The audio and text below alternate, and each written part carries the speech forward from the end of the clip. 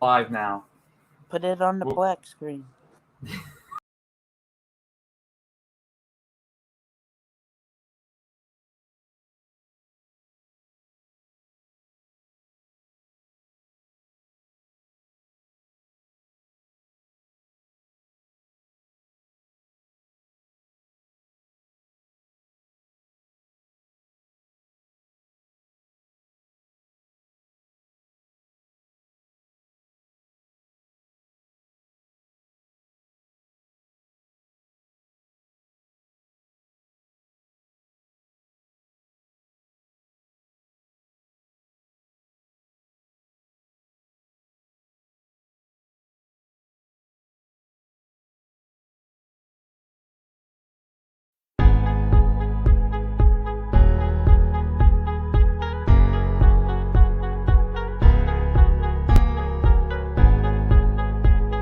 That okay, wait. What is up? What's up, Chris? What's up, man? How you doing, man? What's going on? Doing well. Not much, man. I just got home from the gym, so I appreciate y'all having me. Sorry for the I know we've been going back and forth a little bit. If I can get my camera working, I know we've been going back and forth a little bit on social media, so my apologies, man. Things are kind of crazy with football season and now with basketball and baseball, and I was actually out of town for like the last week. So, but I appreciate y'all staying in touch, man. This is awesome. Yeah. So we got first thing I want to know with Gamecock stuff. Like, what are your expectations for baseball season this year? Yeah, for baseball. So I was actually out there today, and of course the scrimmages are really getting rolling. We'll get back after it tomorrow, and counting down the days to first pitch. But I'm excited for this team. There's a lot of questions surrounding the Yardcocks team for sure. I mean, you lose the amount of pitching they lost last year with guys like Andy Peters, Danny Lloyd, Brett Carey, and then of course, your big sticks and Wes Clark and Brady Allen. I think this team, last year I picked Salcon to be like a 36 or 37 win ball club, 16-14 or so in the SEC, 15-15, 16 or 14. And sure enough, they hit that 16 and 14 number right on the head. I think we're going to be, not without spoiling, because I'll drop my predictions, my official predictions. I'll lock them in the week of opening day. I think we're going to be pretty similar to how we were record-wise, but I think the way we're going to win games is going to be different. I do think the lineup's going to be a lot better in regards to productivity. I don't think we're going to rely on the home run nearly as much. I don't think there's another Wes Clark in the lineup, but there's still pop. Guys like Josiah Seitler and Braylon Wimmer and Andrew Eister, like you play at Founders Park, we're going to hit home runs. But I think adding guys like Brant Belk, Kevin Madden, I think Braswell at shortstop is probably going to be your everyday guy. I think we're going to be more productive 1 through 9. And what my hope is and expectation is that, especially on those Friday nights in which we really struggle in Friday night play and SEC play, going 2-8 in game ones in the SEC, we just made it too easy on pitchers, man. Just too often, we had a 2-to-1 strikeout to walk ratio. That's got to improve. And I think it will. Like I said, I think we're going to be much more productive. And again, the big question marks from the bullpen, because you got Sanders, Bosnick leading the way, your Friday, Saturday guys. And you're going to have a chance to win every single series with those two guys on the bump. But I think we've got enough arms to figure it out in the bullpen, the Sunday guy and the midweek and all that. But, we're just a lot like everybody else, man. We've got a lot of question marks, and a lot of guys are going to step up over the next couple of weeks. Guys are going to have to win roles. Right now, you could ask anybody on that coaching staff, I think, and nobody really knows right now who the setup guy is, who the closer is, who the Tuesday guy is, all that. But it's not certainly there's no lack of talent. We got a bunch of guys that can throw 94, 95, and I think certainly in the field as well. Like I said, it's about those pieces coming together. I mean, I was out there watching today, man, and seeing, Madden at third and Braswell at short and Brant Belk at first. I think we exponentially upgraded across the infield. In regards to the sticks at the plate, especially. Again, we'll see what those guys do in the field. But, when I look at this team, man, I think it's going to be another kind of the middle-of-the-pack Gamecock squad. The big thing is just being more competitive at the plate. I mean, obviously that was the big problem last year, man. You hit like 220 in SEC play. So you got to be better. You got to give yourself more of an opportunity to win those Friday night games, because when you look back, man, it's really a miracle. It's a miracle that South Carolina went 16-14 in SEC play, going 2-8 on game one. So, again, I feel really confident in the starting pitching. I feel confident about the new pieces, new additions, but it's just kind of a wait and see thing right now, man. I mean, I think this team certainly has an Omaha ceiling. It could happen. That's not my expectation. I do expect this to be a postseason ball club. Again, I think the record's going to be pretty similar to last year, but I think just, again, the way that we win games, it's going to be different.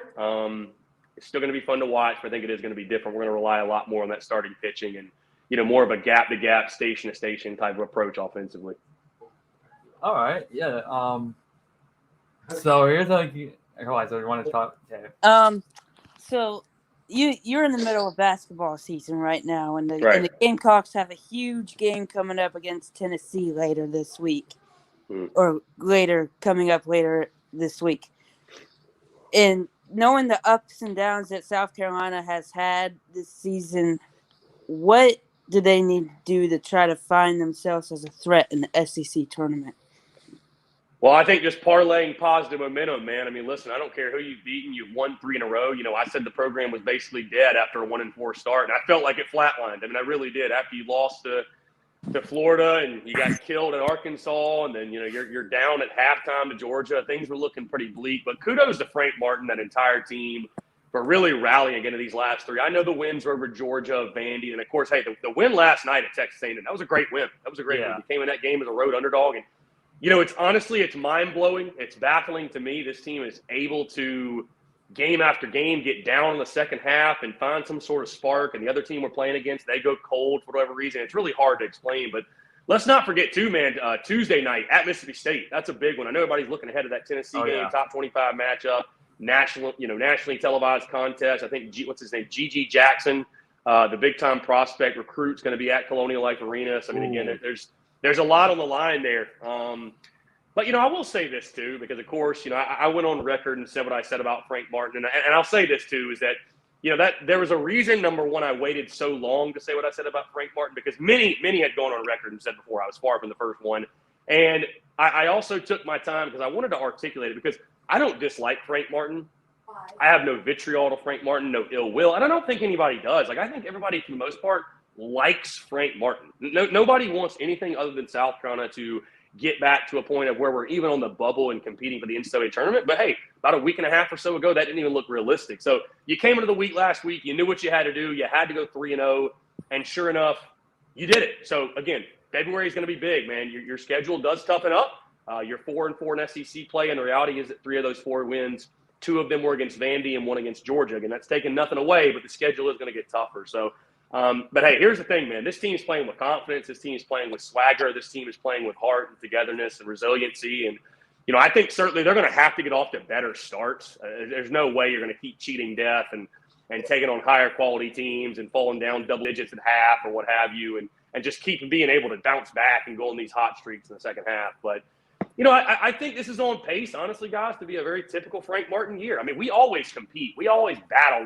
In no way, shape, or form did I think this team was going to just fold and quit. And, you know, we're you know, I picked this to go 6-12 in SEC play in the preseason. And the main reason was because there were just so many unknowns. I actually like this team. I mean, I like this team a lot. When it works and when this team gets hot, it's a lot of fun to watch. But, again, schedule's going to get tougher. We're going to really learn about this team this week and going to, you know, throughout the month of February and all that good stuff. But, yeah, man, just keep playing with confidence. Keep playing with swagger. You know, it's funny, you know, people like myself and you guys, you know, we make predictions and projections and all that.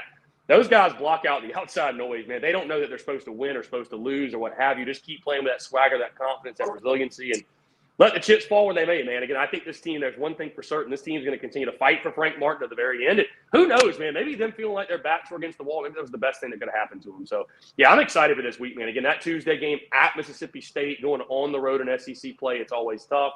And then that Tennessee game, man, I mean, all of a sudden, you know, you can really make a mark on your season and really put an exclamation point, start to turn things around if you can get that W2. So, you know, not to sound like coach speak, but it's really just taking it one game at a time. And, again, continue to play with confidence, momentum. You've won 3 in a row. So, hey, let's see. Let's just roll the dice and see what happens. And, you know, we'd all love nothing more than see the Gamecocks go on a magical run into postseason play. Oh, yeah. Yeah, I saw I was actually at one of the Gamecock basketball games this year when they played at Coastal, because I don't live like not that far from Coastal. So I was unfortunately at that game though. Yeah. That was a tough one. That was a tough one for sure. Unfortunately, that felt like one of those performances that South Carolina fans at least we're all too accustomed to under Frank Martin. And again, man, like I said, it's everybody wants to see Frank Martin succeed. I mean, the guy, again, has been here 10 years and took the Gamecocks to unparalleled heights. And he's raised the level and the expectation of the basketball program. So, I mean, dude, listen, I'd love to see Frank Martin be here another 10 years because that means we're winning. That means we're good at the tournament. That means we're at least competing to get to postseason play. So, again, kudos to everybody involved. When this thing was at 1-4 and you were down at half to Georgia, I mean, I thought it had a real chance of just completely spiraling out of control. So, big credit to all those guys for holding the thing together. So, like, this upcoming football season, I know we got, like, Spencer Rattler and Austin Stogner, and we're getting all these good transfers now. Like, what are your thoughts, like, your expectations for the football team this year, this coming up season? I mean, yeah, dude, I'm still giddy on the Rattler thing, man. I mean, how can you not be? I think Shane Beamer, too, man, because you think about adding Rattler. Of course, Stogner is buddy, but the quarterback position specifically, you had Rattler, you had Tanner Bailey, you had Brady Davis. I think that Shane Beamer realized and understood, hey, I got to go get my quarterback. I got to go get a guy under center because if you don't have a quarterback, you don't have a chance. And for South Carolina, they've gone 6-6 with the guys they had, all due respect, under center. The revolving door that was, man, it truly was a minor miracle. So I think Shane – and what I love to see is that Shane Beamer's a head coach, that he's going to attack the portal. If he can improve his football team in the transfer portal, he's going to do it. You know what I mean? He's going to do it. So, obviously, man, you're a Gamecock fan. You got to be nothing but giddy adding Spencer Rattler and the potential he brings to you, because Rattler's a guy, I talk a lot about, like, the Steve Spurrier effect. And I don't know if you guys would remember this, but when Steve Spurrier was the Gamecocks head coach, it didn't matter who you were playing. It felt like we had a chance to win every single game. Oh, it's yeah. like we have a certain guy on the sideline that's going to give us a shot. And I'm not trying to put too high of expectations or anything like that on Rattler, but he's that guy. You know what I mean? He's that guy in the sense of it's like, you go into every game. Like, if he has a day, who knows what could happen? You know what I mean? So my expectations for Gamecocks football this year, though, and again, you add all those pieces offensively. Of course, Marcus Satterfield coming back. Defensively, I think we all feel really, really good, Oh, yeah. Especially about all the pieces that you returned to Clayton White. I will say this, guys. I do think keeping realistic expectations in year 2 is going to be very important. I found myself last summer kind of being the guy that was continuously pumping and injecting perspective, if you will, on the challenge that Shamer was facing and just all the new pieces and all the moving pieces, if you will, on that football team. I dropped my way too early predictions and I had 8-4. Yeah. And I'll say the same thing or a similar thing going into this season, as I said last year, because my preseason predictions were 6-6. But I made the point to say that I think this football team is closer to 5-7 than they are to 7-5, just due to the question marks and everything that Shane was facing in year 1. I think we all saw, again, taking nothing away, I think during the regular season, this team was much closer to 5-7. I mean, again, getting to 6-6 was an incredible accomplishment, and beating UNC, what you did in that bowl game, absolutely incredible first year.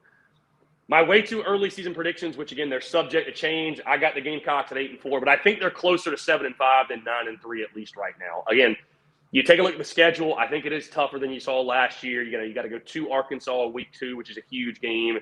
You still play Georgia. You still play A&M. You still play Clemson.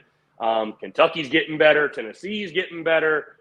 Everybody you play is improving as well, man. Yeah. What's Florida going to be? Who knows? But, listen, I think the potential for an 8-win season is definitely there, and I think an 8-win season will be a massive success in year 2. Again, I think once you start talking 9-3 or anything beyond that, I think you're setting the expectations a little too high. I think where South Carolina still really, really needs to improve is the line of scrimmage, and I think that's something that doesn't happen overnight, man. That's something that's just going to have to happen in recruiting and picking up big-time pieces there, and you build a line of scrimmage because, again, we can talk all about the skill players, but as much as football changes, one thing remains constant, and that is the line of scrimmage. If you can move people around, if you can move bodies, you're going to have a really good chance. You look at the teams like Georgia, Alabama, Clemson of late.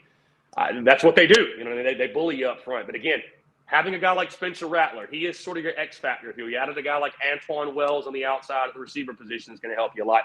What they've added at running back has been absolutely incredible. So, again, what you love to see is Shane Beamer is not just sitting on his hands and saying, well, appreciate He's going after it. He's getting after it. Yeah, he's going to continue to do so. Again, they're going to continue to add pieces that can obviously help them, whether that be in the portal, whether that be high school kids. And we've actually got signing day upcoming soon. So the recruiting class will be rounded out, if you will. But no, I'm excited, man. I mean, how can you be anything but excited? I mean, Shane Beamer overachieved in year 1. I don't see why he couldn't do the same in year 2. So again, my expectations for this year, if they can go 8-4, I think that'd be an incredible year. And I will say this, because we ran a poll, what would be a successful season or what would be overachieving, underachieving, and I do understand where fans are coming from in the sense of, you went 6-6 last year. Yeah. And to think you're going to add Spencer Rattler and go 7-5, only win one more game in the regular season, I understand how fans would feel like, man, maybe we didn't get the most out of that transaction. But I say that to also say this, it's really dangerous, the slippery slope to say, well, we won this many last year, so we have to win this many this year. It's all about just showing progression, man. Personally, me, fans will talk, most important game of the season. A lot will point at Arkansas. I look at the Kentucky game, man. I think you got to get back to beating Kentucky and Missouri on a consistent basis. And if you really want to elevate the program and get back to being, finishing in the top third of the SEC East, if you will. But, man, I tell you what, so much positive momentum around South Carolina. And, again, what Shane Beamer's built. I was joking with somebody today, man. Shane Beamer can sneeze on Twitter and Gamecock fans just go ballistic. So that just goes to show you all the positive momentum. That welcome home tweet, every Gamecock fan I think it just goes crazy. Yeah, and it's it's great for Gamecock Nation, great for Gamecock fans, great for obviously what you and I do as well. So it's exciting times for South Carolina football, and excited to get into spring ball, man, and actually see a guy like Spencer Rattler on the field and Stogner and all these new pieces you added. And, who knows, man? I think anywhere between 7 to 9 wins, I think, is realistic for this South Carolina football team in Shane Beamer's second year. I wonder. Because I just saw a rumor about the spring game. I'm not sure if they have a start time for that yet. Because I saw is it gonna be some Gamecock fans are saying it could be a night game, but it might be a day game. I'm not sure what. Yeah, time. there are some rumors out there saying it's going to be a night game. I know South Carolina baseball plays Ole Miss that same day, so I'm sure it's they'd like to schedule around that and not have conflicting start times. But I mean, why not? You know what I mean? Why not? I'm sure it's something that's doable. I don't think you really have to worry about TV because all the spring games are just on SEC Network Plus anyway. So I think it'd be great, man, because I certainly believe this is the most excitement going into a spring game since I think Steve Spurrier's first spring game. I mean, truly. And it's so funny. I'll have fans, do you think there's more excitement going into this season than 2012 or 2013? And I'm quick to say no. I mean, come on, let's not lose sight of the fact we were a top 10 team. We had Connor Shaw and J.D. Clowney and Marcus Lattimore. Yeah, but the electricity around Gamecocks football and obviously them pushing that on social media as well and the pieces you're adding and all the positive endorsements you're getting.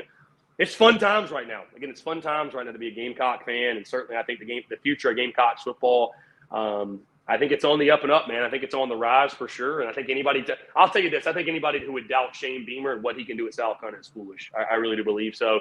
If nothing else, I know for a fact they're going to give it their best shot. So excited to see what Spencer Rattler can do. Obviously, I think he's got a lot to prove along with Marcus Satterfield, and that's going to be the big question they got to answer, right? Is can we move the ball consistently enough to go win some games? Because it wasn't the defense last year that caused us all the problems. You got to be better than 116th nationally in offense to give yourself a chance. But I think they've done damn near all they could, man, to make it happen and turn the tide, if you will, on the offensive side. I'm excited to see how it plays out. Elijah, do you want to ask any questions real quick, or you want to? Let's see what it says. Well, I think you took my last question. Oh no! But you. So, gosh, I had something and then I lost it. And I hate when that happens. How do y'all feel about Spencer Rattler? I would imagine y'all are pretty pumped. I mean, I'm excited. I haven't met many a Gamecock fan who's anything other than thrilled, which is how I think everybody should be. I'm excited for Rattler though. I'm excited that we got a quarterback like him, and even though he's gonna be a senior this year though, if it possibly a 1-year thing, I'm glad that we got him though. At least add some depth to our. Well, I think here's the thing, man. A lot of people have asked me how long is he gonna be here, and I don't know if this would sound to you guys, but ideally he's here a year. And what I mean by that is this. I was asked a couple months ago, whatever, what would be a successful season for Spencer Rattler. It's really hard to put a total statistics on it or record or what have you, but if he plays well enough to get drafted, to be I won't even say a first round, but a second or third round draft pick, that is a massively successful season. And I think the reason is this, guys, is because, South Carolina has not had a quarterback drafted since 1989. And so to change the narrative around the quarterback position in Columbia, and I think that what that's going to do is open up the door to getting more big-time quarterbacks, getting more 5-star guys. And, again, it's a quarterback-driven game, man. You got to have the guy in your center. You absolutely just have to have the guy in your center. So, I think certainly it can positively benefit South Carolina football in that way. And, if he puts up good enough numbers to get drafted also, we have put up some numbers offensively, and we've scored some points. And I think we've probably hit that 8-4 mark. But, again, I still look at the South Carolina football team going in this season. There's still question marks. There's still holes, if you will. Not all of our issues and deficiencies are fixed, but I really do believe sky's the limit, man. I think 8-4 is a solid pick. Again, my picks are subject to change. I picked South Carolina to beat Kentucky, and then they came to find out that Will Levis is back and Chris Rodriguez. And you got to go to Lexington, and so there's going to be some challenges, man. I mean, it's just going to be the typical SEC gauntlet, the SEC grind. But again, adding a guy like Rattler, man, he gives you a chance. He gives you a chance in every single game, and so we'll see if they can get the most out of him. But man, I'm excited. I mean, I'm excited. There hasn't been this much excitement around Gamecocks football in quite a while. I do have one question. So when you think of the perspective of how that quarterback room looks, you have Luke Doty, and by the way, the Luke Doty when he started his career at Myrtle Beach High School, he started as a wide receiver, transferred into a quarterback. Do you see that happening again this season if he can get healthy? I think Luke Doty will do whatever he needs to do to help the football team. So I can tell you this: I don't think Luke Doty is going to be a guy that transfers. I'll say this: it finally worked out for Dakereon joining the bowl game, and I'll be really curious to see what they do with him moving forward. But you can't let what happened to Dak Joyner happen to Luke Doty. Where I feel like Dak, and we all know about the previous coaching staff, previous regime, how it just felt like it was really his talent was really mismanaged. And is he a quarterback? Is he a receiver? And he kind of came into this year, and I'll be honest, guys, he wasn't a great receiver. He's just kind of like whatever. It's just he's an athlete. He's an athlete that never really sharpened the skills in any specific position. So I think they need to make a decision early on Luke Doty. Again, he's going to be limited in spring ball. And so what that tells me is, again, he's going to start falling behind guys. And, it's tough to say right now and predict, are they going to move positions with him? But he's played receiver before, like you mentioned, and he did that his freshman year at Carolina. So it wouldn't shock me at all. Again, he's a guy that runs a 4.4. He's one of the fastest dudes on your team. So you'd love to use his athleticism in some way. But, I don't know. I'm not giving up on Luke Doty in regards to his career at South Carolina and what he can do to help this football team. I know he'll do whatever it takes. He's a Gamecock through and through from everything we've heard. But, honestly, if I had to give, a concrete answer, I would be surprised if – I would not – I'll tell you this. I would not be surprised if his days at quarterback at South Carolina are done. The guys you brought in, and you've got Rattler, and I don't know. I think he might be best served to move to a different position, maybe move to a wide receiver. But I just want to see his athleticism utilized. Bottom line. So I think Luke Doty, bottom line, will do whatever it takes to help the football team, and whether that's a quarterback, receiver, whether that's something else. I think he can help South Carolina in a big way. All right. Trying to think of another one question I had. What was the question I had? Oh yeah, I'm not really a question, but I remember this is a very cool thing. I went to see South Carolina versus Troy this past season. So my first time going to a Gamecocks game since 2018, and my dad and I both went, and of course I got to also experience the Gamecock walk, which was an amazing thing. And maybe we were there. My dad actually got a fist bump by Shane Beamer. Ironically, I'm like. It's like a little clip of it, but it's like, oh my god, yeah, a fist bump by Shane Beamer. That's amazing though. And that's the fan base though. That's the people who are passionate for the Gamecock walk in October, with it being just hot in Columbia though, because Columbia's this. There's really no sea breeze like it is in the Myrtle Beach area. It's this. It was an overall fun experience though. Just that my dad and I left right at the near the end of the third quarter. So we heard the radio call of our player dropping it before he got to the ball before he got to the end zone. We heard it on the call. We're what's going on? Yeah, that was crazy. I will say though, man, just to your experience, there's no matter what game it is, there's nothing like a Saturday in Columbia, man. Game day is incredible. People ask me all the time. I'm obviously a baseball guy. I played college baseball, but people ask me, what's your favorite sport to cover? Do you like one more than the other? And baseball is really unique for me. It's different because, again, I played and I love South Carolina baseball, and it definitely hits differently. But I tell you, the excitement that Shane Beamer has brought to game day, there's just nothing like a Saturday in South Carolina. And again, to get that excitement back, man, I mean, that was the big thing we lost with the previous regime, that people were sort of down and out at the end of the Muschamp era and weren't even looking forward to game day. You know, we would joke, make South Carolina game day fun again. And Shane Beamer, you know, I talked to a lot of Gamecock fans and even former players, and they'll tell you, he's like, Shane Beamer gave me a reason to look forward to South Carolina football again. Yeah. Gave me a reason to look forward to Saturdays again. And that's just so powerful. You know, people were asking me last summer before the season started about, you know, recruiting successes and this, that, whatever. And, you know, I could sit here and say the same thing right now as I said last summer.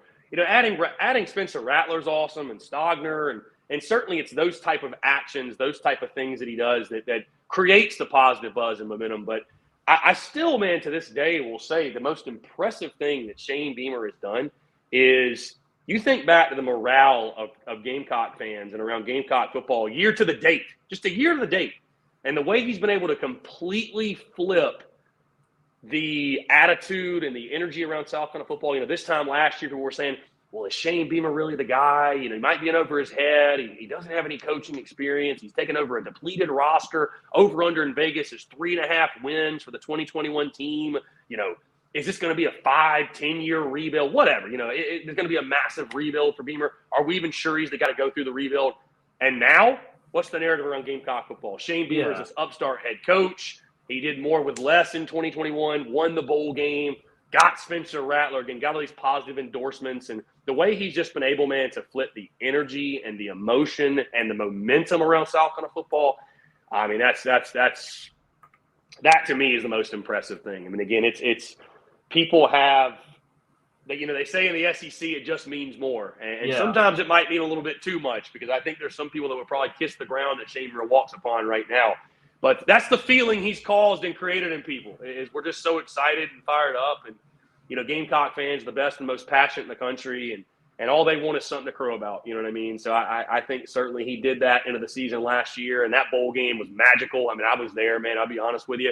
And I'm not somebody that gets emotional like that. But I literally welled up a little tear when he started leading the Gamecocks chant. It just – life had I heard come that, though, in so, the background. That was awesome. Life had come so full circle from the last time we were in that building, losing to North Carolina, and it felt like the program was on the descent to what just happened just a short, you know, month or so ago, and you know, feeling like, man, the program is on the rise. You know what I mean? The program's on the rise, and we got so much to look forward to and so much to be excited about. And I mean, I can't wait, man. I can't wait. I think the sky's the limit for Shane Beamer. I think we got to be patient. We got to give him time. It's not going to happen overnight.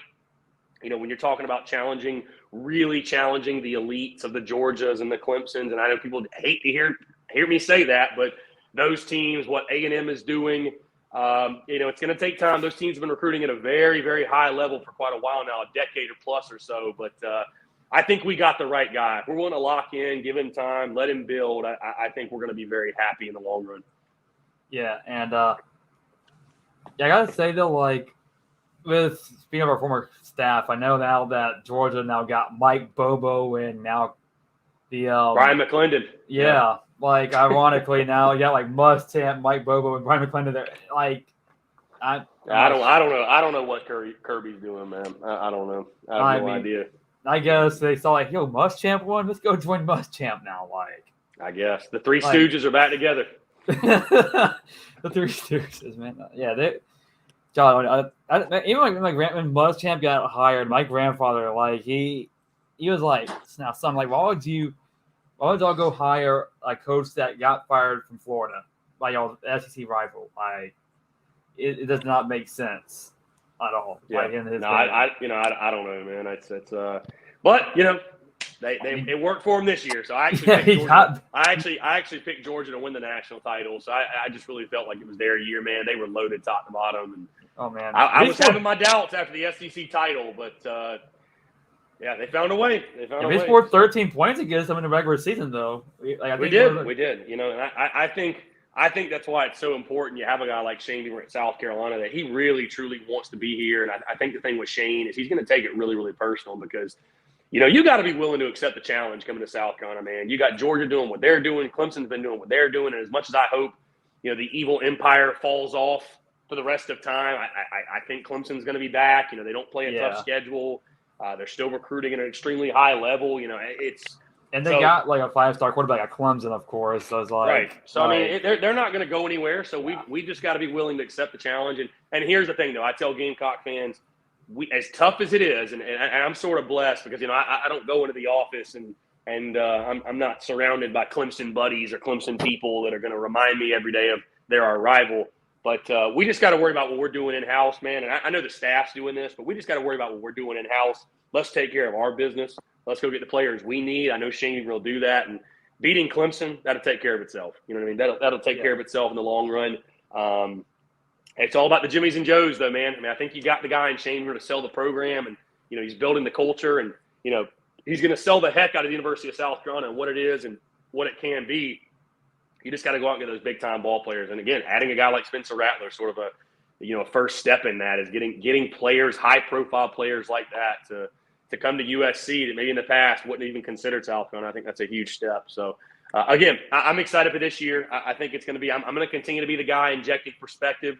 I think it's a little scary hearing fans talk about 9 or 10 wins in year 2. And hey, if it happens, hey, we'll all celebrate together, trust me. But I think going into year 2 with an expectation of winning 8 or 9. But I can tell you this, man. I'll tell you this in closing. As I just talked about South Carolina baseball, I think South Carolina football is going to see a similar transition in the sense of, we might go 7-5. We very well might. I think the way we win games, though, is going to be a lot different. Like, I don't think you're going to see us have to have, 7 of our wins, 5 of them will come from behind.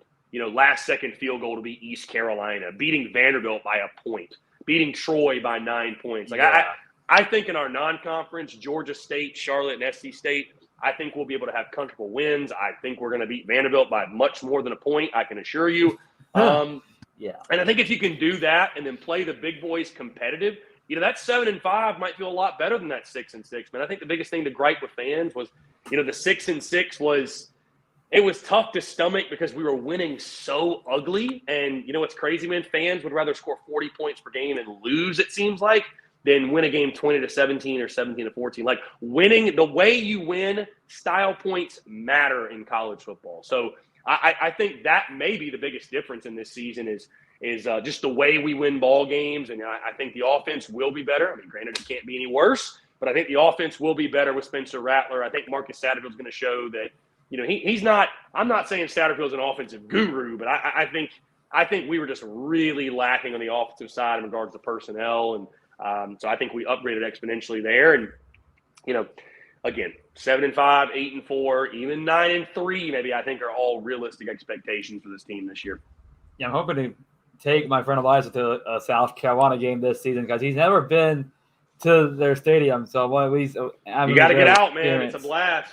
It's a blast. Yeah, I got to. I mean, I was hoping to bring him to a game this season, but my dad's schedule kind of got like him working on I was gonna have a dad and I both take him to a game, but my dad's work schedule got kind of complicated. So hopefully this season we're going to take him to a game. And I saw the new stadium stuff that they're going to plan on adding, like the new lighting and ribbon boards. Yeah, well, and I think too that if they have a night spring game, that'd be a really cool way to show off the new LED lights if they're there in time. So it's all keeping up with the Joneses, man. It's a facilities arms race in the SEC. It is. I mean, I even talked about, and some fans got a little disgruntled, but Founders Park, and I love Founders Park. I think Founders Park's awesome. We have a beautiful ballpark, but everybody's upgrading.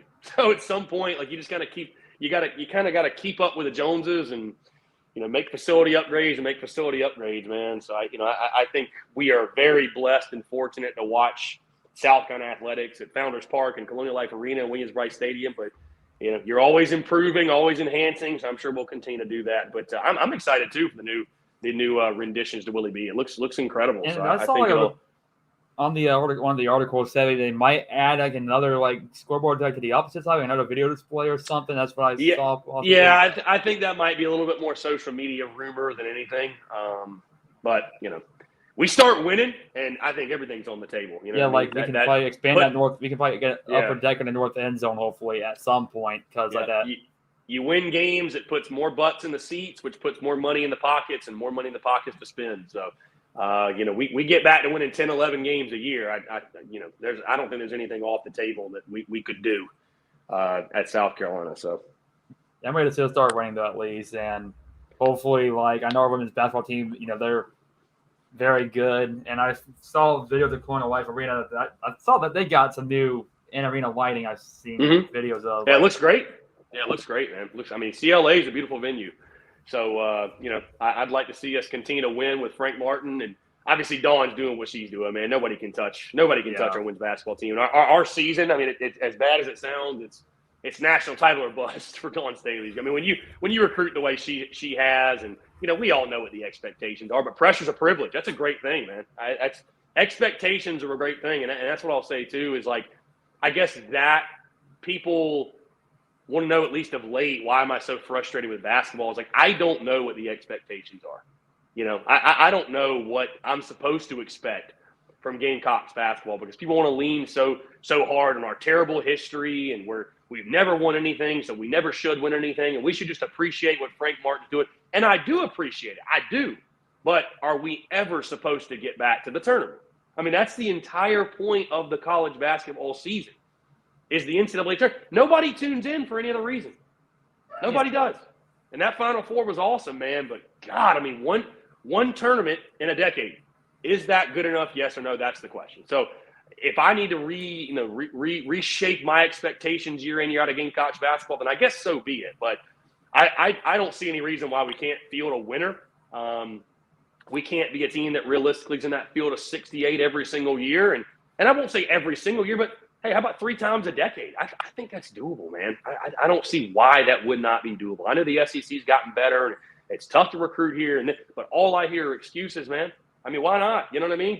People expect Gamecocks football, and Shane Beaver, they say there's no reason why the Gamecocks can't compete for championships. And, well, why is that not the same thing in basketball? So we'll see how it plays out this year again, man. Like we were talking about earlier, I'd love to see Frank Martin defy odds in this team and, continue that positive momentum and play together and be resilient and make an unexpected run to postseason play. And, hey, then let's bring Frank Martin back. Hey, if he does that, he'll have earned it. But I think going in this season, there was no gray area. Either South Carolina was going to make the tournament and Frank Martin was going to be a no-brainer to return, or he wasn't, we weren't. And I think you got to have a real serious look in the mirror about the future of your basketball program and the expectations. And, if Frank Martin is the best possible option to lead you moving forward. So, again, hey, got a lot of basketball left, got a lot of season left to play out. And, we'll see where the chips fall, but I think expectations are important. Having realistic expectations, but also competitive pressure is a privilege. It is a great thing, and I just want to see that at a high level across all of the South Carolina sports, because I don't think there's any reason why we can't be elite in everything we do. So, we'll see what happens, though. We'll see what happens. Yeah, definitely. Lots, do you have anything else that you want to? Do you have any question, or you can't think of any? No, I think I'm good. But yeah, I appreciate y'all having me, boys. Seriously, it's I tell people that we're really fortunate and blessed as Gamecock fans and Gamecock Nation to have so many people that are passionate about South Carolina athletics and want to spread the good word and talk about it and discuss it. And so I appreciate you guys having me on the show and asking some fantastic questions. And now I'm about to go record tomorrow's podcast myself. But no, it's always great to talk Gamecocks, man. Let's definitely do it again soon for sure. Charles, Elijah, I appreciate it, man. Y'all keep up the great work, seriously. We will, man. Yeah, we'll get to this. Y'all make sure after this, I'm going to put this on my YouTube channel, but in the description, y'all make sure y'all go subscribe to the Spurs Up Show on YouTube. Go check them out. That's a really good podcast, though. Like, your podcast is really good. I listen to it like pretty much every day it comes out. I'll listen to the new episode. So I appreciate it, man. Thank you for sure. Hey, boys, y'all have a great night. We'll talk soon. You too. We'll be sharing this on social media as well. So just be sure you tag me wherever. But all right, yeah, definitely, man. Keep up the great work. Appreciate y'all. All right. So the Spurs Up Show. So let's talk about now. So y'all, thanks, like I said, shout out to the Spurs Up Show for joining us. But now, sorry for that inadvertent introduction there. But let's start off right now with our sit-down interview with the host of the Spurs Up Show. But let's get started though with some of our topics we want to talk about. So, Elijah, let's talk about the AFC Championship game that just happened. So, for people who just watched that game, we thought, even myself included, thought that when I saw the games going into overtime and the Chiefs won the coin toss, I thought it was game over. But the Bengals defense literally just literally, I don't know, man. That game was great. That was a crazy game. But what are your thoughts on that one, man? Well, I mean, you look on how the game started out, and it was just ugly. Things weren't going Cincinnati's way. 21-3 at one point. They were down by 11 at the half.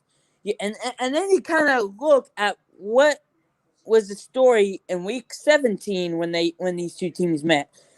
Same thing had happened. It was kind of a slow start for Cincinnati. They were down by 11 at the half. They came back. They kicked the last-second field goal, and they won the game.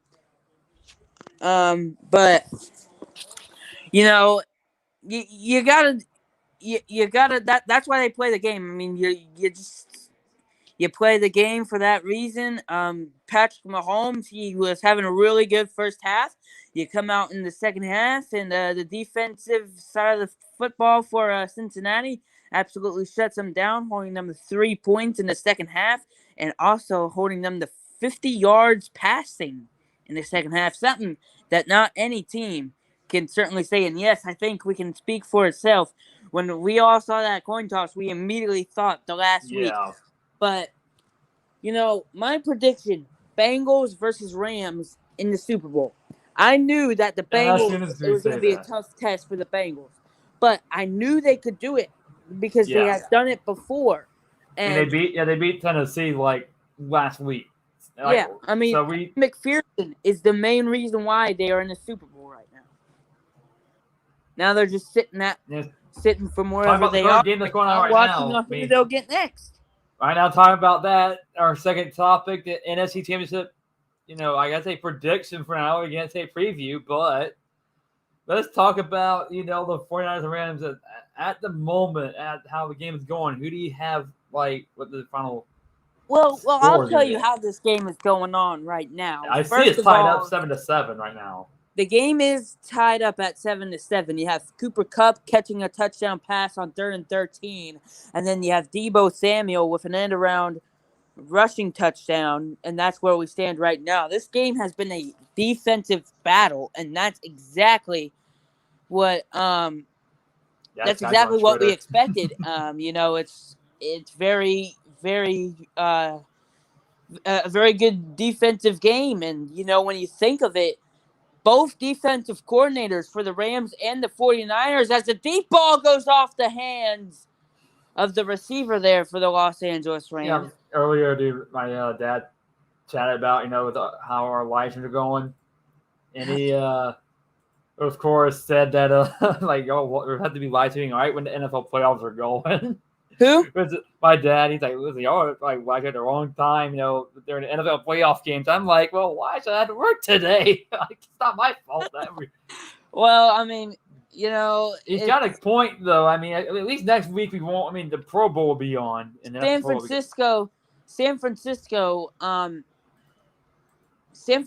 Los Angeles defensive coordinators, they both got interviewed for head coaching jobs earlier this week, and they're showing speaking of head coaching jobs, defensive game. I saw a report about Jim Harbaugh possibly going to the Vikings. So that's not a talking point. But Elijah, what are your thoughts on that? My thoughts on Jim Harbaugh. Well, you look. Forget about this past season. We all know what happened this past season. But let's talk about last season. Nobody was thinking that he would ever make it to the National Football League again after the season he put together a 4-6 record last year. You just can't have that. And major turnaround. You go on the road. You beat Penn State. You lost to Michigan State in a game, and then you win the Big Ten championship and go to the football playoff. Yeah, of course, everybody's going to be eyeing you for the for a head coaching job, and it would not surprise me one bit if he gets hired by Minnesota. I'm not going to lie, Minnesota, they've been trying to go after a big name for a long time, and I think Jim Harbaugh is that guy to lead them back to the playoffs. Oh yeah, definitely, man. So let's chat about last week with the divisional upsets. Of course, we as we remember the Bengals beating the Titans at the last second field goal, and then the Rams. People thought they're about the. You saw Brady and the Buccaneers coming back. Yeah, I mean, you saw that game game and you were looking like game was crazy. Though. You're looking like it's 27-3 at halftime, and of course we've all seen what Brady can do. Brady leads his team down the field, and of course that's what happens. You make it a game, and then that big deep pass to Cooper Kupp. Everybody thought that the referee didn't spot the ball. I'm telling people on Twitter that the referee did spot the ball. It doesn't matter which referee it does, because in the rule book it clearly says by an official. For those Dallas Cowboys fans out there still complaining, and the NFL rule book itself, it says, look it up or go to my Twitter. It says that the football to be deemed ready for play has to be spotted by an official. It never says what official. It says by an official. And the back judge was the one who spotted the football. So that's what set up the game-winning field goal. So let's see here. Oh, yeah. Here's one I want to talk about. We're getting this live stream going since we had to. But let's talk about my Charlotte Hornets beating the Los Angeles Lakers again without LeBron, being injured. But it was a close game though towards the end. The Hornets ended up beating, the Lakers, but they have Westbrook, they got AD and all that stuff, and the Hornets still ended up beating them. Yeah, I mean, the Hornets are having a pretty good year this year. You beat anytime you beat the Lakers, a former or a national NBA champion, former NBA champion. You just think about it and you think that's a great team win, but it's not as good as it would have been if you would have had LeBron James in there. LeBron James would have made it even more sweeter. LeBron James is a crybaby, though. He's a chicken, and he doesn't want to play because he's afraid to lose, and that's what all the Lakers have been doing lately. They have been losing, and they are on a very bad cold streak. And ever since LeBron got hurt, though, that game misses a 54-yard field goal, and what would have made it 10-7. Oh boy, yeah. But my mom right now is kind of torn between pulling for the Rams and the 49ers because my mom wants to pull for Matthew Stafford, and he pulls for Georgia. Georgia's terrible, and also he likes the 49ers, so he's in like a predicament. Who's he going to pull for tonight? But let's talk about though. Of course, today the Atlanta Hawks beating the LeBron-less Lakers today. Actually, that's not a talking point, but at least they gotta get the live stream going. Well, I mean, it's really not a surprise. You have people like Trae Young on the Atlanta Hawks, who's an absolute stud. Yeah, future MVP, in my opinion. He's a really good player. He knows how. He has very good floor vision. He shoots the three very efficiently. When you have guys like that put you in a good position to win, like the Spurs Up Show said earlier, you have a chance to win every game. And when you have Trae Young out on that floor each and every night, you have a chance to win. Anything can happen. I mean, it's like saying, in the NBA playoffs last year, they were playing the number 1 seed Philadelphia 76ers. Everybody was saying it's Sixers in 4. That is not even remotely close to what happened. It went into 7 games, and Trae Young just went off in Game 7. Something I don't like to talk about, but, good business. So let's chat about an upset that happened yesterday. And this is on that work I saw. But unranked Alabama beating number 4 Baylor. And that was at Alabama, of course. That was yesterday. To be perfectly honest with you, Baylor has been struggling as of late. A few weeks ago. They lost to Oklahoma State. You and I were watching that here, ironically. They lost to Oklahoma State just a few short weeks ago on our first show. But Alabama's a good basketball team. I almost said football. Thinking of football.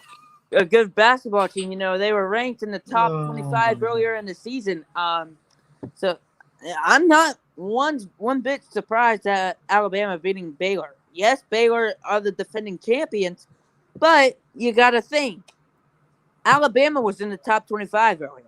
Yeah, and plus what conference are they in? Like they're in the SEC, like South Carolina basketball is, and like that. I mean, I saw that though. I'm like, is that really a shock? I mean, you can call it an upset because Alabama wasn't ranked anymore, but is that you really can't call it an upset, right? I mean, I don't know, man. It's part of my opinion, like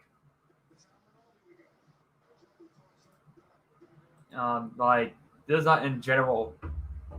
Just seeing that, I was like, okay. I was watching the game, and it is a packed stadium, though. Kenneth Davis was blocked. Hey, what? Hey, what did he say? What did he say? It says Kenneth Davis was blocked in the comments.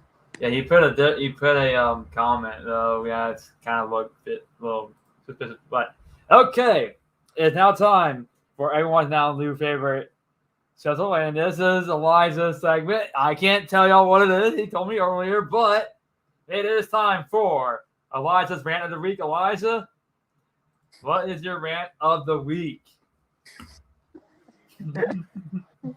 Well, I'm glad you asked. See, back when this whole situation started, get the popcorn ready because I'm about to go off here. You have the NFL divisional games last week between the Buffalo Bills and the Kansas City Chiefs. It was a great football game, back and forth. Final 2 minutes of the game, they're exchanging blows, and you know, 13 seconds left. Of course, the controversial should you have squibbed it or should you kicked it in the end zone? They kicked it in the end zone, and of course, you tie the game up, and then you go into overtime. Here is what I don't like. The NFL needs to fix this. The NFL needs to break the habit of this NFL overtime rule. It is so ridiculous that people don't have a chance to score after the other team has already scored. I mean, you look at it. 2019, the Chiefs were in the same spot, overtime, against Tom Brady, New England Patriots. New England Patriots won the coin toss. They went down the field and scored. They don't have a chance to get the ball back and score. This is not the first time we've heard about this. It is not. There should always be a winner in football. The NFL needs to change it. It needs to be like college, where you have a shootout until the team can't score. It's absolutely ridiculous that we see players just in utter shock because they don't get a chance to go onto the field and try to score. Earlier this year, you talk about the Lions versus the Steelers. That game went into overtime this year. And no team scored though. No team did score. And there's somebody, I can't remember exactly who it was, but somebody on Detroit said, I thought there was an extra overtime period. I thought we play until someone wins the game. They don't clarify the rules. I mean, it's absolutely ridiculous that you have teams out here who are putting on a great show. Josh Allen, over 500 yards passing. Gabriel Davis, over 200 yards receiving and 5 touchdowns last week. But you don't give the football back to them because the other team went and scored. It should not be like that. I mean, you saw it earlier today. Now, granted, Mahomes threw an interception and it ultimately resulted in a Cincinnati game-winning field goal. But what if that would have never happened? What if the same thing would have happened last week or from last week? They go down the field and they score. Something needs to be changed in this overtime rules. Whether it's you put the ball at the 20 and you keep going back and forth, you get 4 downs. If you don't put it in the end zone, you kick a field goal. You do it again until, you keep going back and forth. Each person gets the ball until the opponent can stop them or they can't score. It's absolutely ridiculous. I've never understood why the NFL does not have the rules like college, like high school. It's ridiculous, they're taking away like college. They're taking away the fun. I mean, there was this one year, 2019, my second year helping out with the North Myrtle Beach football. We had a playoff game, right? It was in North Augusta. That's a 4-hour drive, okay? We come out. Everybody was underestimating us. We were having a down year. We came out, and we were absolutely on fire. We were feeling it. We went into the halftime with the lead. Then we get the ball back to start the second half. And we throw an interception, and they start mounting some momentum, and they start mounting a comeback. And then we have overtime. We went into 3 overtimes before we came away with the win. Every fan, every player was so hyped for that game. Just like they're hyped, you have a couple years ago when you had the 7 overtime or 9 overtime, however many overtime game it was, between LSU and Texas A&M. It needs to be like that. It needs to be like that because it gives more opportunities to win. It gives more time for the explosive players. You just can't go out there and say, oh, a touchdown wins it. A safety wins it. A safety? You're taking the fun away. Let it be a shootout. No defense could stop them last week. In the final 2 minutes, neither defense could stop neither offense last week. And you saw it. You absolutely saw it. And I felt bad for Josh Allen. I really did. I thought he had the game won. I'm one of those people who say, there's only 13 seconds. There's no way. I bid for it. He said, hold my beer. It's absolutely ridiculous how you don't get that kind of stuff. Yeah, I agree with you on that one, though, that they should add at least overtime rules like in college. Like, didn't Penn State and Illinois go to 9 overtimes, though, this past season? Yeah, I mean, you get the excitement like that. That's how you get people drawn to their TV monitors. That's how you get people glued to their It's like, for example, just today, everybody thought. That's how you get people to stay in the stadium having a shootout like that. I mean, I even noticed when the Bengals were running down the field, you kind of see a shot that some people were already kind of starting to leave the stadium. There's a little bit of fans going out the doors. I'm like, I guess they probably knew, like, yep, this game over. Bengals, if they are driving down the field. But, like, it's just, in my opinion, the overtime rules need to be changed, or at least need to have a chance, at least. I don't know, man. And then plus, there's no clock running in college overtime. NFL has a 15-minute overtime. That should not happen. Like, this really, it does need to change, though, as well. I agree with you on that one. It does need to change, in our opinion. But hang on a second. I'm going to think of something in private chat real quick.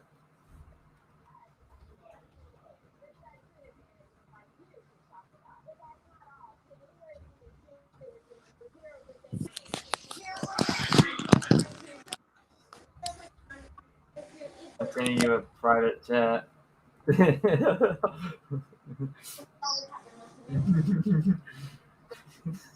That's been when we had the Spurs. But like earlier she texted like, "Are y'all still live streaming?" And I'm like, "Well, we still got to host the Spurs up." She's like, "Oh yeah." It's like, "You better get me in it." Like, well, we still have the Spurs Up show on the live stream still. But I was like, so she might be watching. I'm not sure if she's watching right now, but let's just get through all our talking points. Then we'll be able to add her if she wants to join still. But like the Spurs Up said earlier, let's talk about that victory that South Carolina had over A&M, as South Carolina was underdogs to Texas A&M on the road in the SEC. I know Elijah didn't watch that. I mean, I watched the game. That's exactly the start South Carolina had. They had a slow start, couldn't get anything going. Like, don't tell me you're saying the same stuff that the Spurs Up show is saying. I mean, what is there? You have very good victory against a very good basketball team. Yeah, I mean, I'll take it. I mean, like he said, a win's a win. I mean, at least a win's a win. A win's a win is a win, no matter how it takes it. It does not have to be pretty. But let's chat about the headlines of this past week. Tom Brady retiring. I mean, Elijah. I mean, we all saw. I mean, you can come and put this in, but everyone went crazy with that saying, "Yeah, Tom Brady's retiring," and then Tom Brady says, "Oh, it's not official yet." What are your thoughts on that, Elijah? And here's where I come in. It says ESPN announced earlier today that they were sticking by Adam Schefter's and Jeff Darlington's report of Tom Brady retiring. However, this has been made official that Tom Brady has not officially made his retirement speech. Now, I will tell you why, and I think what he's trying to plan on doing. If you're anyone watching on these live streams, don't be shy to say hi. And we see people. You got someone watching on Twitch, someone on Facebook. So don't be shy to comment on the live stream. Any questions and whatever, anything that's sports related, at least. Here's what I think about this. Now, I don't know if many of you guys know this. Tom Brady has a $15 million bonus if he stays through February 4th, which is Friday. Now, here's what I think he may do. Because this is such a big topic right now, he may wait until after Friday when he gets the bonus to actually his retirement. Or if he really wants to be the villain in the NFL this coming season, he will say, "I'm not retiring and I'm coming back to win a Super Bowl." It wouldn't surprise me because of how big this is blown up to be. I mean, it's Championship Sunday in the NFL, and all you're talking about is Tom Brady retiring? Is Tom Brady not retiring? I mean, come on.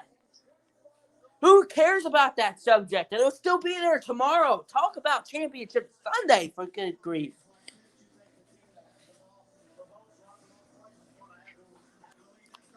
Yeah. It's absolutely atrocious that Pretty Boy. Pretty Boy was so mad last week that he got a penalty on a legal hit. And Pretty Boy was so mad because the Ram guy ruined his lipstick. He ruined his lipstick and he cut his lip. What I mean by that is he cut his lip. He was bleeding. So his lipstick got ruined. I've never seen Tom Brady act like that, but who cares about him? I don't. That's for sure. Dear Lord. Oh man, that's oh man. And let's see if we get my other friend in here. Not my friend that Foles or Tom Brady. I'm gonna ask him. Wait, what? My friend from school that he's a Brady fan. Foles over Brady any day. I'll take Foles over Brady any day.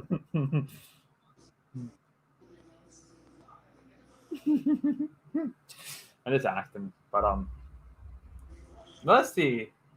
Any comment on Facebook? No comments on Facebook, even though we got one viewer on Facebook. We got one on Twitch. And no one's commented on Twitch. Like, what the? We had one guy comment earlier, but we had to ban him. Yeah, because he put something in which I don't want to have on our live stream. But it is shocking to see that the Bengals are going to be in the Super Bowl. Like, no one probably thought. I did. I mean, maybe during the start of the season. I did. We're classing.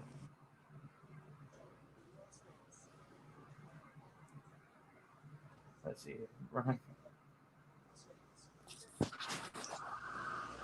Let's see.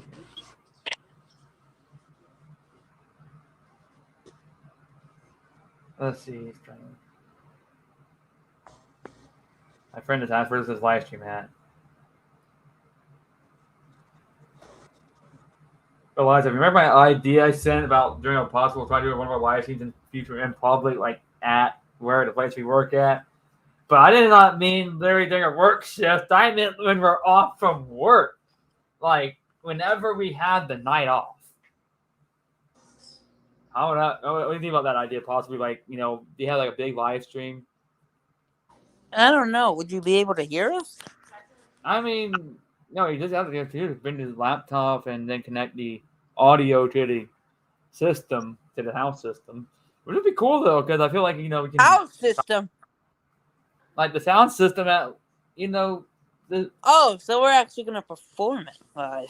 Not perform. Like I think we'll be live stream it live. Like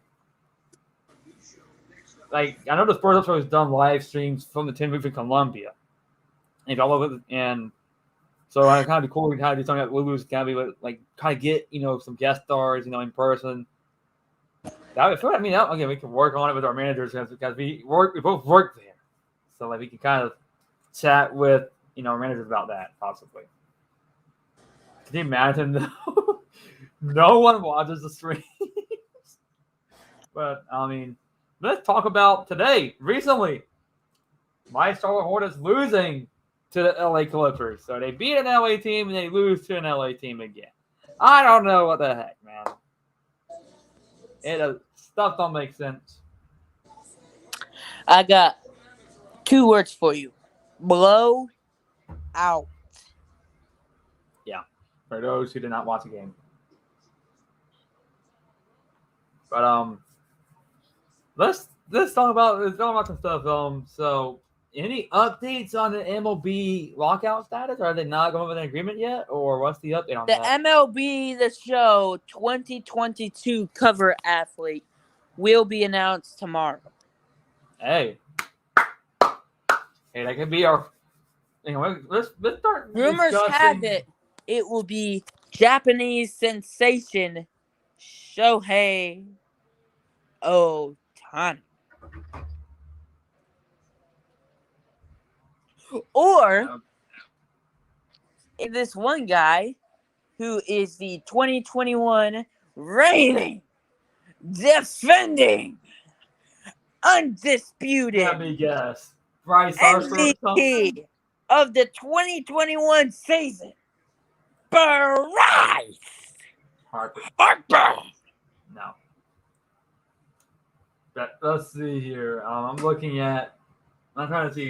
It looks like we might be able to do a live stream for next week. So we still do a live stream on Sunday or Saturday night?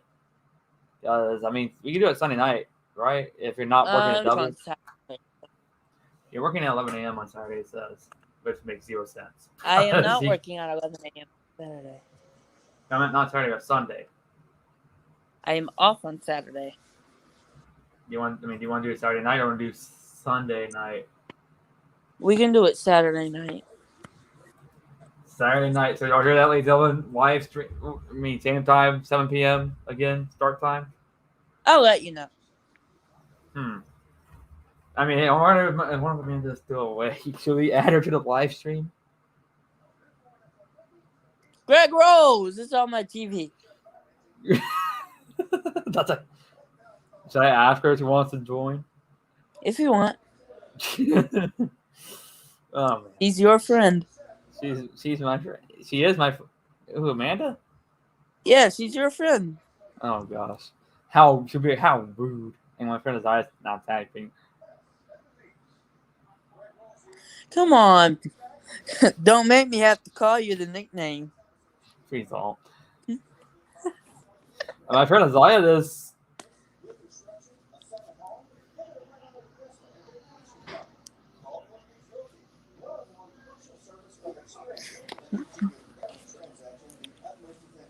I'm saving all of his chat stuff right now. Never mind, so he can't join. He'll watch it. What? My friend Isaiah says he'll join, but he can't. He'll join, but he can't watch. Oh, God darn it, man. Have Amanda join. Ask her if she wants to join. So good. She won't. Okay, I mean, I'll ask her. I'm pretty sure she won't. Or else I call you. Don't do it.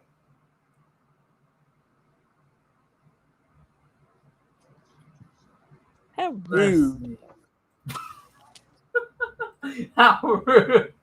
Oh, man. Come on. I love how you just skipped the countdown and just immediately pulled everybody back. Literally, I was about to do the countdown. I was about to say, okay, get the countdown going. I thought we had a good. I thought like they might join later on, but no, we just popped in. I'm like, oh, okay, stop the countdown. That was like. It was more than 15 minutes too. It was a good conversation. It was. I'm glad we got that content. I mean, that's good. Again, shout out to TheSpursUpShow, and follow me on Twitter now. So again, shout out to TheSpursUpShow. I'll have to go and put when I get out. Send me a link to his podcast later. Yeah, I'll definitely send you a link to it, man.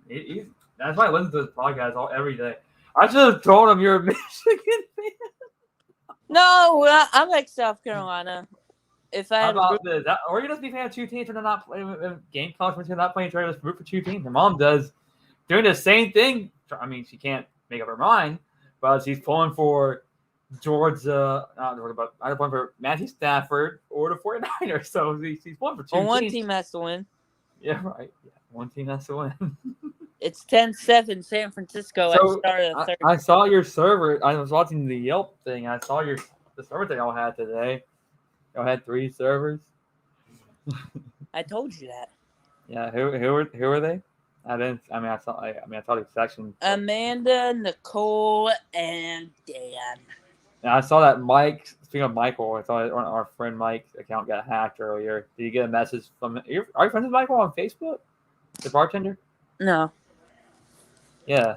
Let's see. I guess this.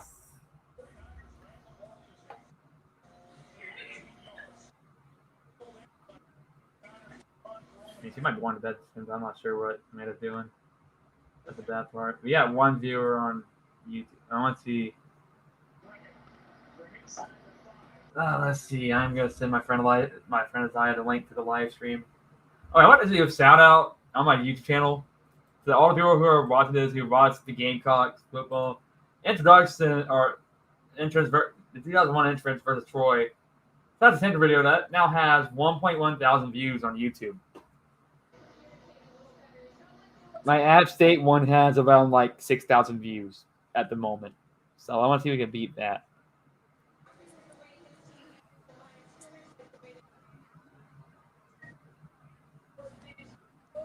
So let's chat about some other topics though. Let's just go freestyle at the moment. So let's talk about me beating you in NBA 2K when you came over. That one night. That never happened. I don't know what you're talking about. I mean, do you have a photo, or else it did not happen? Mm-hmm. At some point, I gotta try to get someone to never. So, people, if anyone's watching this live stream, good at doing thumbnails. If y'all want to make a thumbnail or a live stream thing, we're waiting for someone to do not that, no. Like that's gonna say the Charles and Elijah's Weekly Sports live stream. Not the thumbnail I meant. Like a logo, like an animation that says like Charles and Elijah's Weekly Sports live stream. You go to Spurs Up Show. Spurs Up. Gamecocks, Spurs Up. It's like the Swans Up, you got the Spurs Up. But yeah, like he was saying about I was watching some highlights of this one Georgia player that South Carolina got, this Georgia transfer. And this guy, Lovis Carell, I mean, I'm not sure if you've seen his highlights, Elijah. If you search him up, what happened to your camera? How rude. How rude. Turn your camera. Let's see what Amanda says. Does she still want to join our live stream?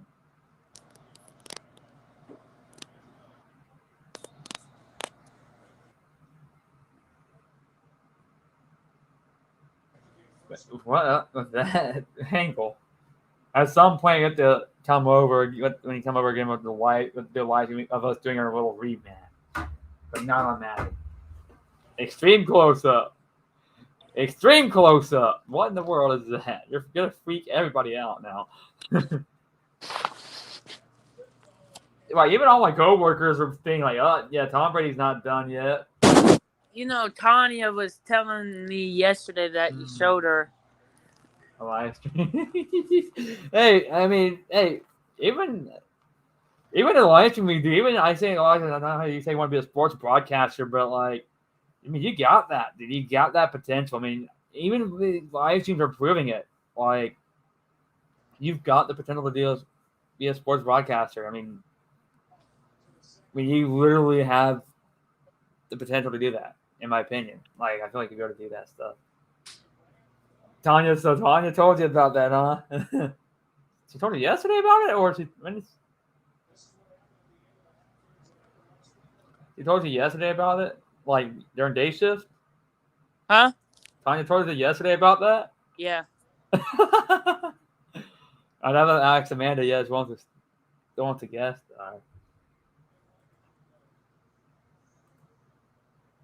What do you need to do? Nothing. No. Okay. Do you still want to guess, Tanya? In our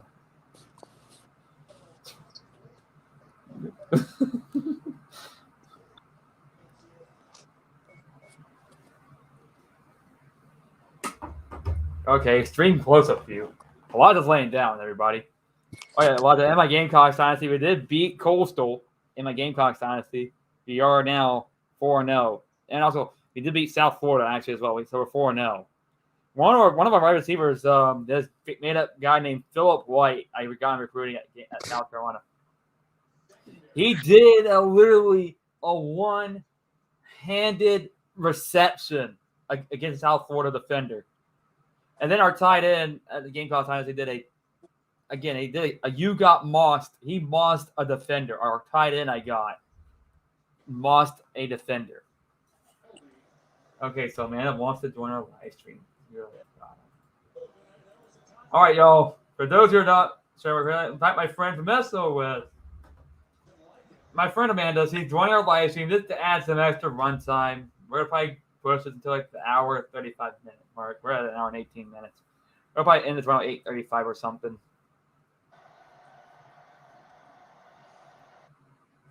Oh, Elijah. We gotta hang out. Hey, want to hang out again, Elijah? Yeah, we gotta go to the Gamecocks game. I know the Spurs Up Show has a tailgate during at Gamecock football games. Oh, we can meet him in person. You want to go there? You want to go to the Spurs Up Show tailgate? We'll meet him in person. Hey, we'll go to the game. I wonder if he's ever been to the Pelicans game. Yeah, we should definitely have him on our show again sometime. Yeah, I tweeted to him. Maybe when it gets closer. Maybe when it gets closer to the postseason in basketball. And then or baseball, possibly. I don't know. We'll see. We'll have to see what happens. It'll be cool if we can go up to Columbia guest star on the Spurs Up Show's live stream there. Like go to where he does his live shows at 10 Roof. That'd be cool if we can join that. Like, we got my buddy Charles and Elijah from their show, the weekly, the Charles and Elijah. Oh, here's Amanda at the stream. Okay, y'all, here's my friend Amanda. Amanda, welcome to the live stream. Hi, guys. I know Hello. Elijah, what did you say earlier? If I didn't invite Amanda, what did you say, Elijah? I was gonna call him Not your nickname for him if he didn't let you join. But not the nickname, but remember, but he also said, how rude. He literally said, how rude. That's a boy. You like you saw the part where we had that Gamecock fan, the Spurs Up show? Yeah. Sorry, it wasn't a Clemson. He liked the tag and I'd be playing for Clemson. No. Yes, I do. But yeah, I guess you're like, oh god. I'm surprised you didn't comment and say boo. Boo Gamecocks, go Clemson. Yeah, no, I was watching something. Yeah, originally he said he was gonna be on the thing for 15 minutes, but we kind of pushed it to 35 minutes. Wow. Yeah, we had some good questions for him though. We really had good questions for him. So we're definitely gonna be doing it again sometime though. So watch out in the future for him to possibly get started some more live streams though. When we're not sure when. That's the point. We're not sure. Why not? Why don't you know? Oh man. You should know this stuff by now. Dude. Hey, are we Zooming tomorrow morning? What? We always. I mean, we might. I don't know. I mean, I might sleep in, but at the same time. Oh my gosh! No, you won't. Charles. Sleeping in. I get Snapchats from you at like 6 o'clock in the morning. I mean, that's not 6 o'clock. And I mean, depending on some mornings, I'll probably. I mean, I slept at like 7 a.m. I mean, my friend Amanda will get mad if I don't. We have a Zoom time. No, I won't. I haven't been doing that forever. Well, let's see. We didn't do a Zoom call yesterday morning. She sent me a text like last night at 5:36. She said, "How dare you not call me?" No. She said, "How dare you not call me?" She sent that at 5:36 yesterday while I was working. Yeah. You were watching the snow without me. He sent me a video of it. Yeah. Look, It was on Snapchat, wasn't it? Yeah. It was on Instagram, though, too. It was on Instagram. That's what I meant. Yeah, see, look, I was watching the snow in the backyard. Yeah, but you didn't call her to watch it with you. Oh, God. Yeah. That a boy. See, this is why we didn't have I can't imagine we had the Spurs Up Show and Amanda on here. See, I mean, you probably would have asked them, what do you think about Clemson football? Just to antagonize me, I'd be like, yeah. Probably. Yeah, probably. I probably would do that to you. Oh, gosh. Yeah, we're probably going to be doing our next live stream on Saturday night. Oh, yeah, actually, this could be Saturday night. What am I talking about? This could be Saturday night. At 7 p.m. It's the same time we're going to be doing tonight's live stream. So, and I think we don't have a guest star, so we're just going to do our regular. Me? I mean, maybe. I don't. I mean, if I can't get a guest star, yeah. But if I do end up finding a guest star for next week's live stream, then I mean, you could be one of them. We'll have to make a schedule. We have to do like one of those those talk shows. Only you? You don't want no one else to guest star? Yeah, not anyone else. I wonder if it would be great to get Spencer Rattler to join. That would be a pretty cool thing. Spencer? Who? The Gamecocks' new quarterback, Spencer Rattler. I don't know anything about Gamecocks, so. I mean, you would have heard it on the Spurs Up show. I mean, he has some good conversations. We had a good conversation about their baseball team, basketball, football, you name it. About this baseball. Then I watched something. I'm done watching that. Yeah, I was literally right in the middle of my 30-second countdown. I thought, like, okay, he'll probably join later on. And then he just joins. I'm like, okay, stop the countdown. We got him. You didn't even give the proper introduction. I should have, man. I did not expect him to join that quick, though. What are we gonna do with him, Elijah? What? I don't know. What? Hey, let's see if I can get my friend. Let's see if I can get my friend Carrie in here now. let's add Carrie to the live stream if she wants it. Carrie still has pneumonia. I'll take that back. You don't want a pneumonia person in here, cause Then we'll have to Lysol. she's sick. What the? Oh God, she was sick. She's sick. Dude. So don't bother her. Father, got it. I'm just kidding. This is in rapid fire. I'm just kidding now. But Bother her. let's Come on, Charlie. Charlie okay.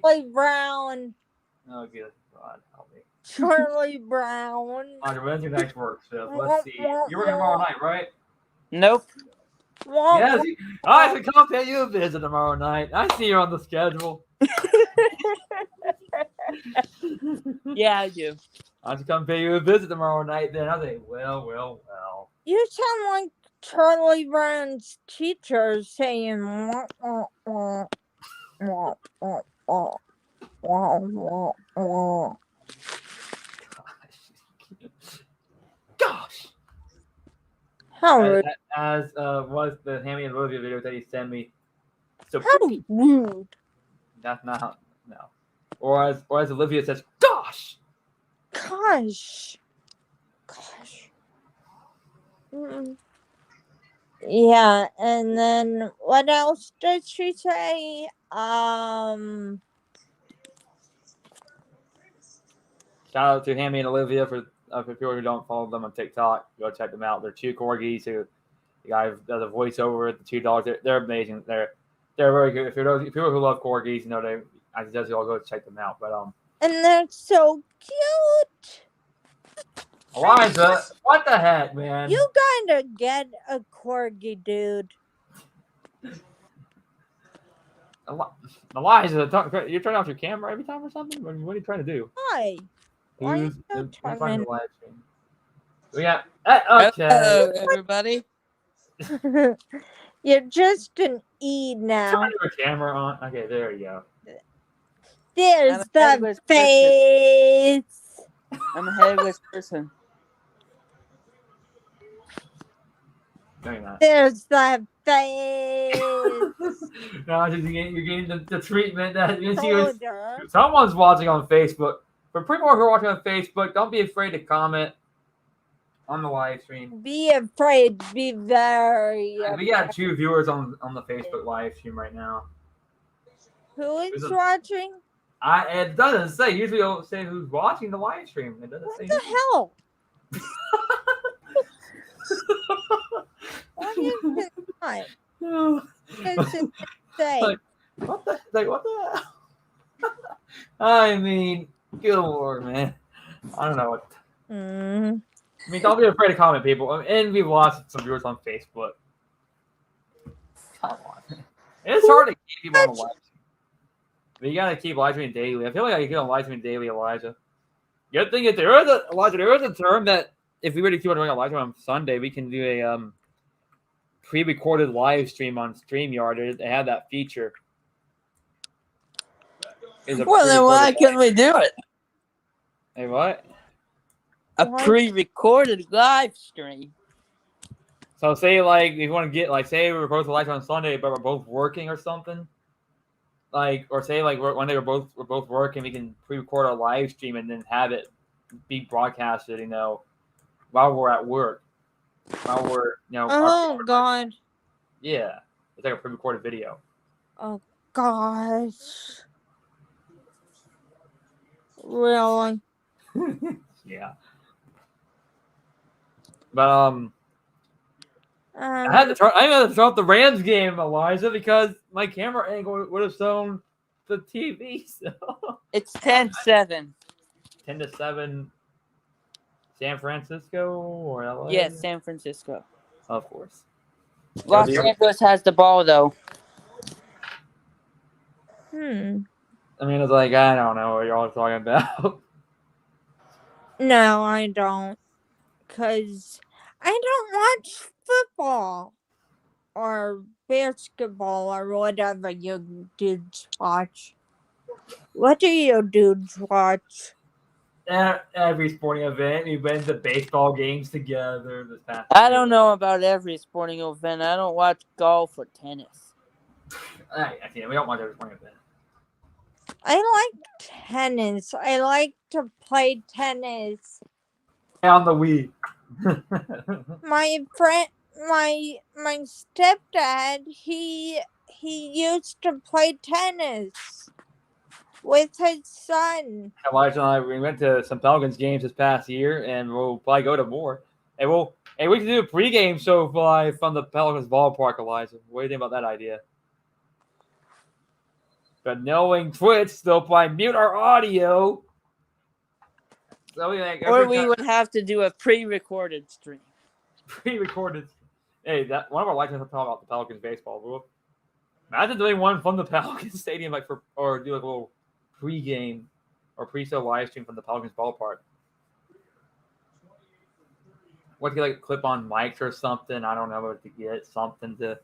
We'll have to get some good equipment just to be able to do stuff like this. Do live streams out in public.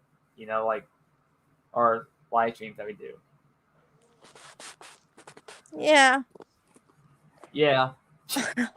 I just jumped right into the conversation and I don't know what the hell you're talking about. I don't know what I'm talking about either. Eliza, I like the fact that you're still wearing a Lulu's t-shirt though, Eliza. Like your work shirt. Oh, cute. You hear that, Eliza? What? Say it again, Amanda. I said, oh, cute. Hey, you're still wearing your work shirt. I told her you're still wearing your work t-shirt. Still. I am not. There's no physical evidence. Where does it say it? I see the sun thing on the back, on the. I see it. The Lucy above it, Lulu's thing. Where do you see it? I don't see anything. Man, you see it, don't you? No. That's I can barely see good. So way out. No, okay, I can't. Dang it. I can't see good. You know that. Well, yeah, we've had a good stream tonight, though. I mean, we're not going to get much viewership. I've been losing subscribers on YouTube somehow. You got subscribers? I've been losing some subscribers on YouTube, which makes 0 sense. Why? I don't know. People probably don't want to watch a sports live stream. They probably want to see gaming. But I probably might need to start doing some more gaming live streams again, at least. Start doing some more live streams. Just figure out the correct settings for Streamlabs, or else I'm going to have to deal with a live stream that will be lagging all the time. So. Oh, God. What game should I start live streaming? Some Madden or Fortnite or just Fortnite. Oh, I want to see you die in there, Fortnite. That's probably what's gonna happen. Oh my gosh! You hear that, Eliza? I mean, hang on. Okay, Eliza said I need to head out soon, but let's go ahead and end the stream now because Eliza has to head out soon. But head out. Yeah, okay. Yeah. We're probably going to end the stream now. Okay. But, Amanda, thank you for joining us on the live stream, and shout out also to Chris, the host of the TheSpursUpShow, for joining us. And I'm going to end off tonight because last week you did it too, Eliza. But my name is Charles Sword. My name is Eliza Smith, and along with me with my friend Amanda. Thank you all for watching tonight's live stream. Okay, bye. We'll see y'all, everyone, next weekend on Saturday night for our next live stream, which probably will not be any more playoff games. Don't forget, Spurs up. And go Gamecocks. Boo Clemson. Hey. Sorry, Amanda. How rude. Oh, my God. Y'all almost at the same time. But All thank you right. for watching the live stream. And You're evil. we'll see y'all next time. Have a great night, everybody. Right, evil. Bye, evil. All right, hang on. Watch it. You want to do this? Send out. Let's go ahead and do one. Let's hear your. All righty. Thank you for having us, and we will see you again next Saturday night here from my living room and from Charles' media room. This is Elijah, along with my broadcast partner, Charles Holt. And shout out, like I said, TheSpursUpShow. We'll add him to the description on the YouTube live stream. and we will also try to have him back on one of the shows in the near future. But again, we'll see y'all next. Have a great night, everyone. Enjoy watching the rest. Enjoy your week. Peace. Enjoy watching the rest of the NFC Championship game. Have a good night.